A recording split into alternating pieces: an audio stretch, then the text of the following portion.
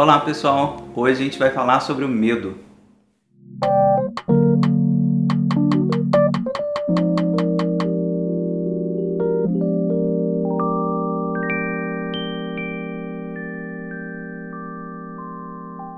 Queria começar o meu comentário sobre o medo em psicanálise sugerindo a leitura dos livros do Fran Krause, Deep Dark Fears e The Crypts, ambos editados pela Ten Speed Press. Ele fez uma coletânea de medos dele mesmo e também dos leitores, perguntando para os leitores qual que é o seu medo e tal, e aí ele vai e faz desenhos muito bonitinhos, muito bem feitos e muito engraçados também. Tem um efeito cômico super interessante, queria comentar um pouco isso no desenho desses medos, assim, no relato desses medos que as pessoas têm, porque são medos irracionais. Eu acho que grande parte da comicidade do medo vem dessa irracionalidade que compõe os medos humanos, Vamos falar um pouquinho do que é a fobia, do que é o medo para a psicanálise, para a gente comentar um pouquinho, pelo menos 2 quadrinhos desses que o Fran Krause traz para a gente. De maneira geral, a primeira questão para a gente lembrar é: nós não temos instintos. Nesse sentido, não há nenhum medo humano que seja instintivo,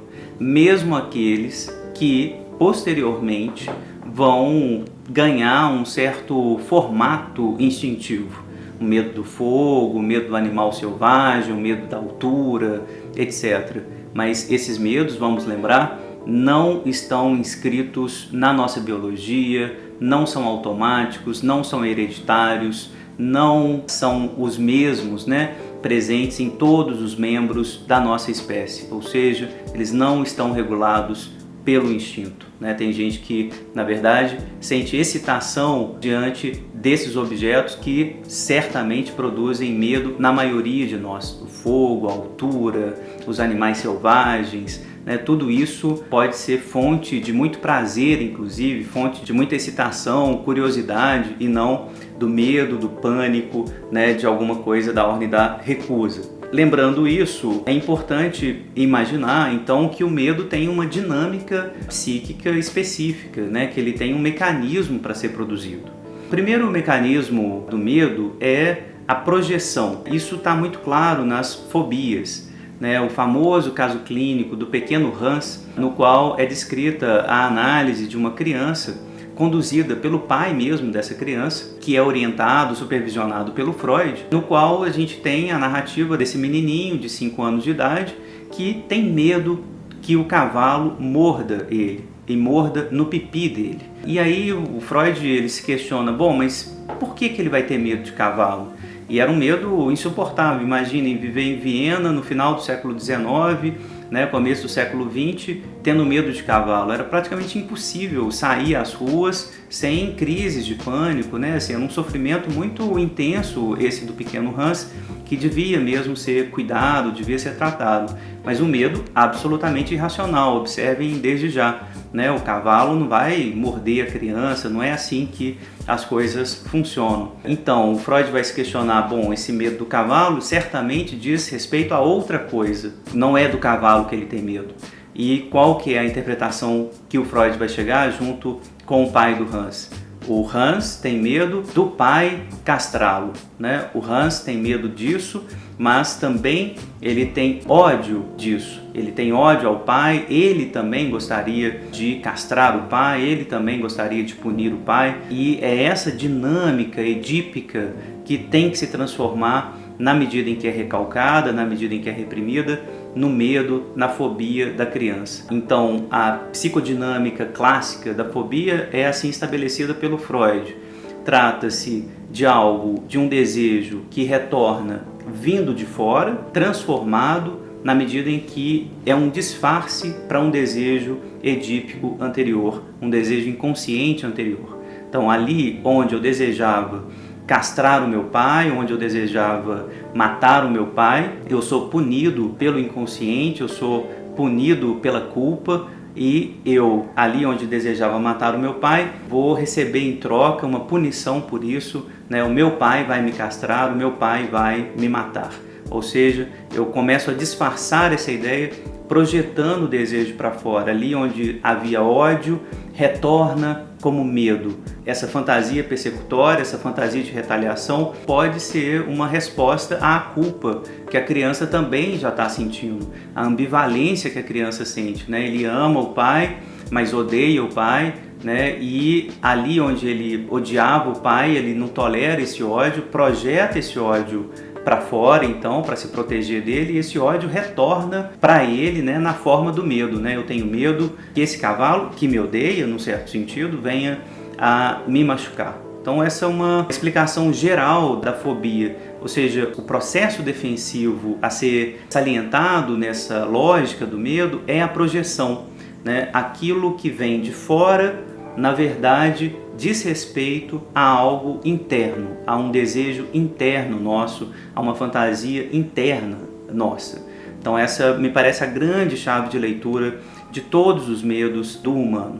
O segundo comentário que eu acho bastante importante para a gente entender essa lógica do medo em Freud é lembrar que o desamparo humano, né, a gente sempre vai lembrar dessa noção clássica do Freud, né, Hilflosigkeit, que é a condição que o bebê vem ao mundo, bem descrita pelo Freud no Mal-Estar na Civilização, ou seja, uma condição que diz respeito a uma incapacidade de se ajudar. Hilflosigkeit, a impossibilidade de produzir ajuda para si mesmo, né? Assim, um certo desamparo radical que o bebê vem ao mundo seria, obviamente, um tipo de cena de medo absoluto. Com Laplanche, a gente vai aprender que esse desamparo não se trata de um desamparo biológico, não é dessa situação que a gente tem medo, desse desamparo, por assim dizer, concreto, biológico. A gente tem medo do desamparo do eu frente ao pulsional.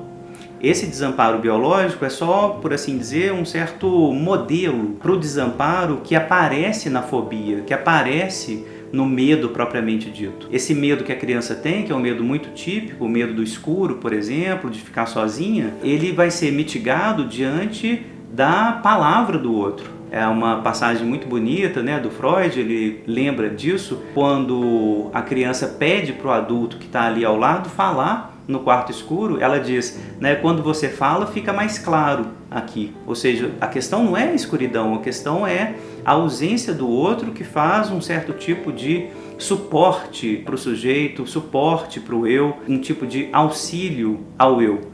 Ou seja, o desamparo que interessa para a psicanálise não é o desamparo biológico propriamente dito, é o desamparo do eu frente ao pulsional, frente ao desejo, frente àquilo que ele não consegue fugir. E para dar tratamento a esse desejo que ataca o sujeito a partir de dentro, uma primeira solução, uma solução típica das crianças, é fazer com que esse desejo venha de fora. Então, uma solução para o ataque interno é fazer esse ataque vir de fora. Então, mais uma vez, a lógica, assim, o processo defensivo lógico do medo é sempre a projeção. Agora vamos para os desenhos do Frank Krause. Eu selecionei o Medo 52 do livro The Crypts, no qual uma personagem narra que tem medo dessas pequenas coceirinhas que aparecem no nosso corpo, pequenos sinaizinhos assim que aparecem no nosso corpo. Ela tem medo que sejam as pernas fantasmagóricas dos insetos que ela matou ao longo da vida, como se os espíritozinhos, dos insetos passassem por ela, pelo corpo dela ao longo da vida, porque ela matou esses bichinhos. Do outro livro, Deep Dark Fears, eu seleciono o medo número 47, do sujeito que está ali no teatro, no cinema, e aí de repente começa a passar lá na frente do cinema todos os pensamentos dele em voz alta, para todo mundo ouvir. Ou seja, o medo de que o nosso pensamento seja visto, ouvido por todos, sem nenhum tipo de censura, é um medo descrito aqui também pelo Frank Krause. Eu mesmo também tenho medos que no limite são irracionais, o medo de tubarão, por exemplo, eu acho que foi produzido pelaquela série famosa dos filmes do tubarão, né? De chegar a pensar em tubarão dentro da piscina, por exemplo, né? Existe uma irracionalidade enorme do medo que nos toma de repente, assim, e a gente não consegue mesmo racionalmente, né? Sabendo que é impossível ter tubarão dentro da piscina ou dentro de um lago, mesmo assim o medo vem, né? A imagem vem. Existem medos clássicos, então eu queria ouvir um pouquinho do medo de vocês, né? Comentem aí se vocês têm medo de alguma coisa, têm medos típicos, né? Medo de, por exemplo, encontrar um sósia idêntico a você, né? No elevador, ou, né, em outra cidade, de repente você se dá conta ali, você está diante de você, né? O Freud fala muito disso num texto dele super importante, O Estranho Familiar, que é um outro texto fundamental para a gente pensar um pouquinho no medo. Existem também medos típicos, muitos de nós estamos atravessados por ele, e aí é importante lembrar, antes de concluir, que esses medos têm a ver com uma certa constituição narcísica, né, que se dá na nossa cultura. Amor à vida, né, num certo sentido, é um contrapeso à fobia, né?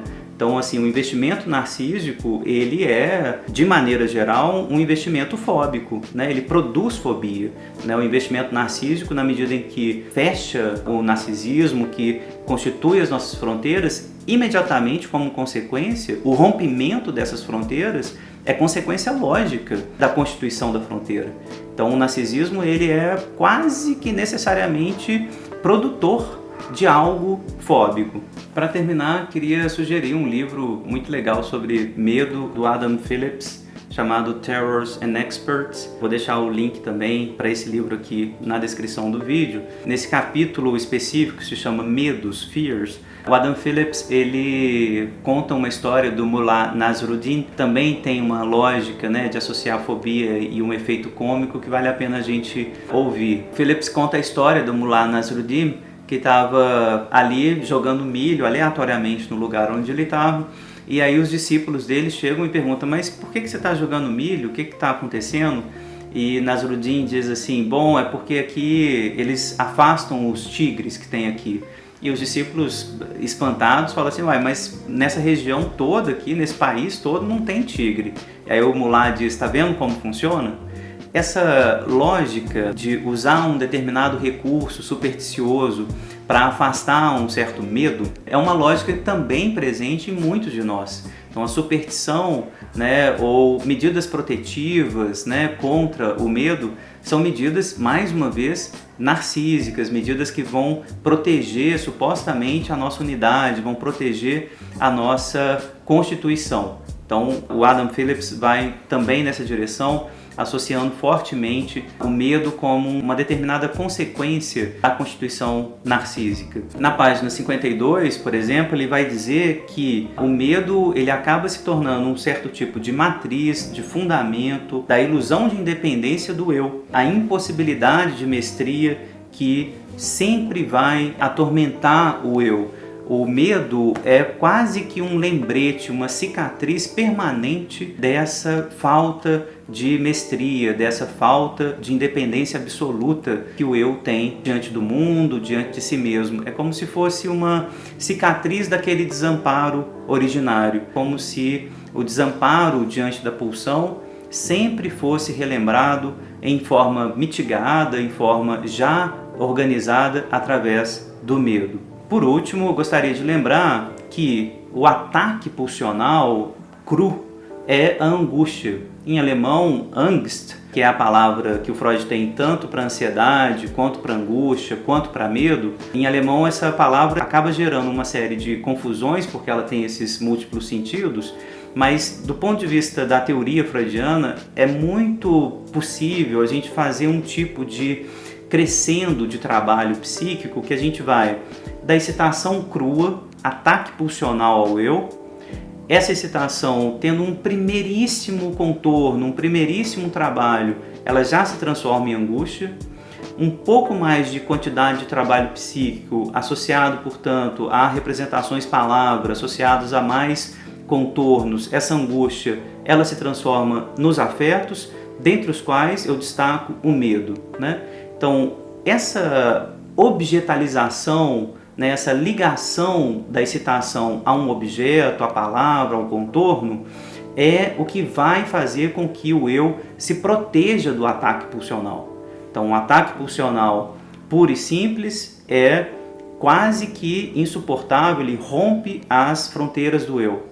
Quando ele é sentido no limite do rompimento dessas fronteiras, ele é sentido como angústia. E quando essa angústia se liga a um objeto, a gente já tem um processo de defesa magnífico que dá objeto à angústia.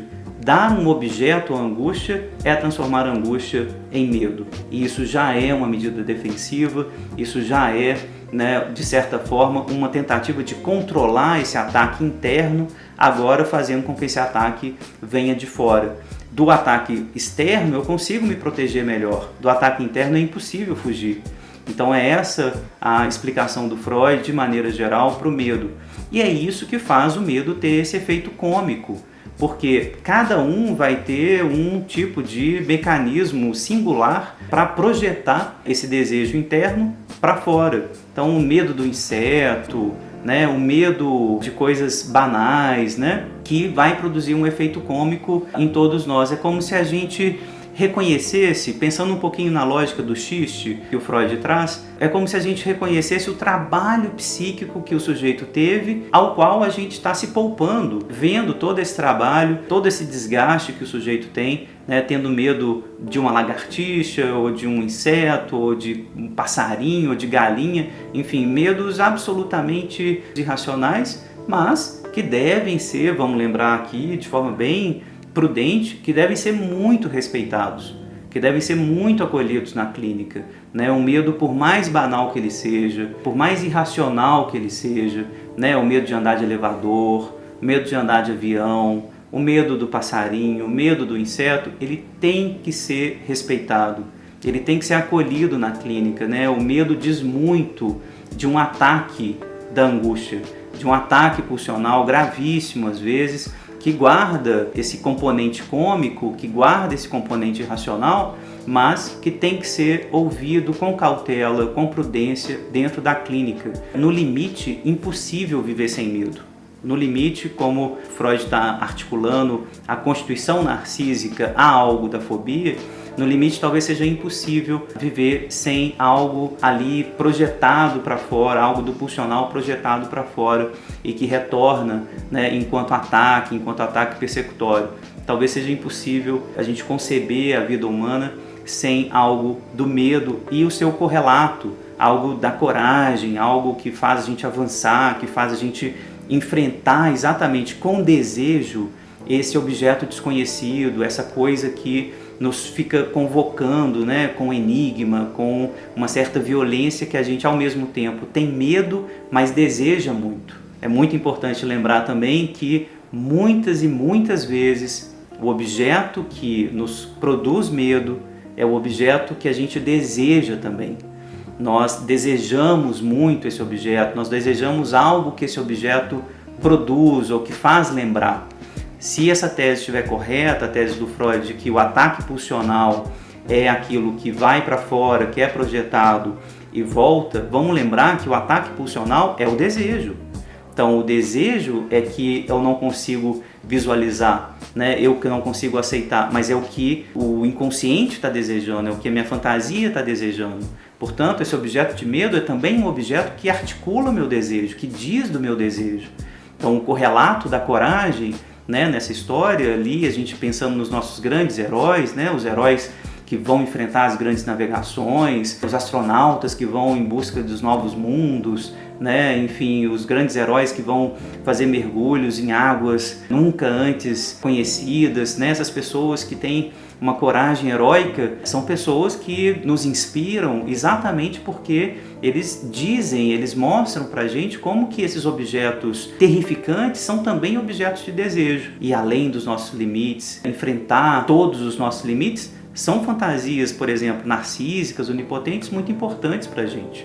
Enfim, era isso que eu tinha para comentar um pouquinho sobre medo. Queria muito ouvir de vocês, medos que vocês tenham tido, medos que superaram, medos que ainda guardam, num certo sentido, com carinho, medos cômicos, medos não cômicos, enfim, comentem, me digam aí o que vocês acham dessa história toda. Vou deixar os links dos livros citados na descrição do vídeo. Se vocês gostaram, curtam aí, compartilhem, vamos conversar sobre isso. Um abraço.